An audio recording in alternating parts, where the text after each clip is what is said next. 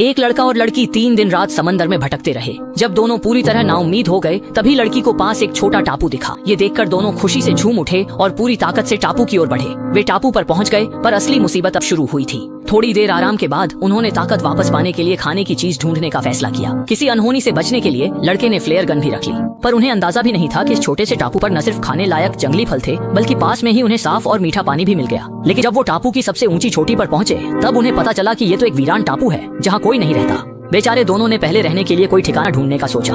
खुशकिस्मती से लड़के को जल्दी एक गुफा मिल गई जो उन्हें हवा और बारिश से बचा सकती थी। लेकिन इससे पहले कि वे खुश होते अचानक सामने चमगादड़ों का झुंड आ गया। दोनों घबरा गए और खुद को बचाने के लिए पानी में कूद गए। ये समझते ही कि वो चमगादड़ों का घोंसला है, दोनों ने मजबूरन उस गुफा को छोड़ने का फैसला किया। लेकिन जब वो वापस बीच पर लौटे तो ये देखकर उनके होश उड़ गए कि उनकी छोटी नाव लहरों के साथ बहकर न जाने कहां चली गई थी। इस पल ने दोनों को गहरी निराशा में डुबो दिया। सूरज ढलने तक उनके पास कहीं जाने की जगह नहीं थी, इसलिए वो बीच पर ही आराम करने लगे। लकड़ी रगड़कर आग जलाई और एक अलाव तैयार किया। लेकिन रात में समंदर की हवा इतनी तेज थी कि हल्के कपड़े पहने लड़की ठंड से कांप रही थी। ये देखकर लड़के ने अपनी जैकेट उतारी और प्यार से लड़की के ऊपर डाल दी, पर उसे नहीं पता था कि उसकी इस मेहरबानी ने लड़की के दिल में एक हलचल पैदा कर दी थी। जल्द ही दूसरा दिन आ गया, पर जब लड़का सोकर उठा तो उसने देखा कि लड़की कहीं नजर नहीं आ रही है। वो जल्दी से उसे ढूंढने बीच पर गया तो देखा कि वो एक टहनी से रेत पर मदद का सिग्नल बना रही है। लड़की को इतना परेशान देखकर भी लड़के को उस वीरान टापू पर फंसे होने की कोई चिंता नहीं थी। आखिर एक खूबसूरत लड़की के साथ अकेले रहने का मौका कौन छोड़ना चाहेगा।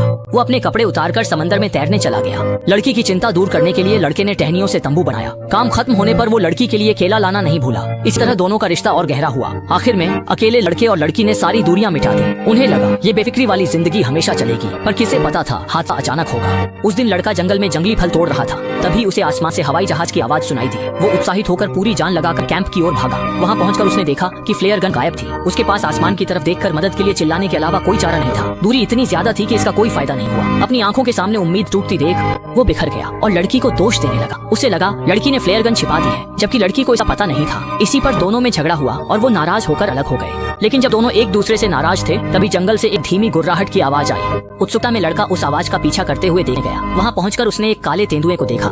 लड़के के तो होश ही उड़ गए और वो अपनी पूरी ताकत लगाकर जान बचाने के लिए भागा। लेकिन भला तेंदुआ अपने दरवाजे पर आए शिकार को कैसे जाने देता। वो बेरहमी से उसके पीछे दौड़ने लगा। इसी बीच लड़की ने भी शोर सुना, पर जब तक वो वहाँ पहुंची तब तक बहुत देर हो चुकी थी। लड़के ने उस काले तेंदुए को मार गिराया था।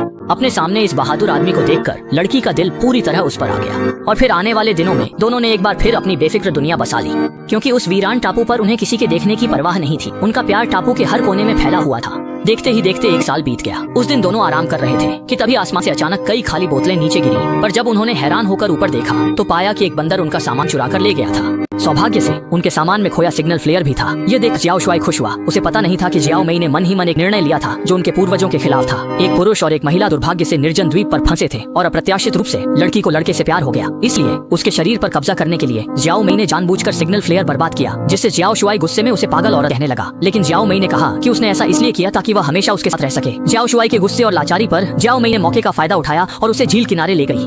जियाओ शुआई को शांत करने के लिए काफी समझाना पड़ा। प्यार की मिठास चखने के बाद लड़का पूरी तरह आजाद हो गया। उनकी आत्मीयता द्वीप के हर कोने में थी। उन्हें लगा था कि सुखद दिन हमेशा रहेंगे, लेकिन जियाओ मई को उम्मीद नहीं थी कि उन्होंने 2 सिग्नल फ्लेयर्स बर्बाद कर दिए। एक दिन जैसे ही वे प्रेम करने वाले थे, ऊपर हवाई जहाज की आवाज सुनी। जीवन रेखा देखकर जियाओ शुआई समुद्र तट पर दौड़ा, सिग्नल फ्लेयर उठाया और आकाश में चला दिया। सौभाग्य से पायलट ने देख लिया। वे निर्जन द्वीप से बच निकले, लेकिन बचने के बाद जियाओ मई अलग लग रही थी। वह अनजाने में जियाओ शुआई के प्रति कड़ा प्रतिरोध दिखाती थी, जो चुपके से उसे ढूंढने आता था। यहाँ तक कि उनके जीवित बचने के जश्न में आयोजित नृत्य में भी जियाओ शुआई को नजरअंदाज किया गया और उसे अकेला छोड़ दिया गया, जिससे वह हतप्रभ रह गया। निराश होकर उसने जियाओ मई से स्पष्टीकरण मांगने की कोशिश की, लेकिन उसे मना कर दिया गया।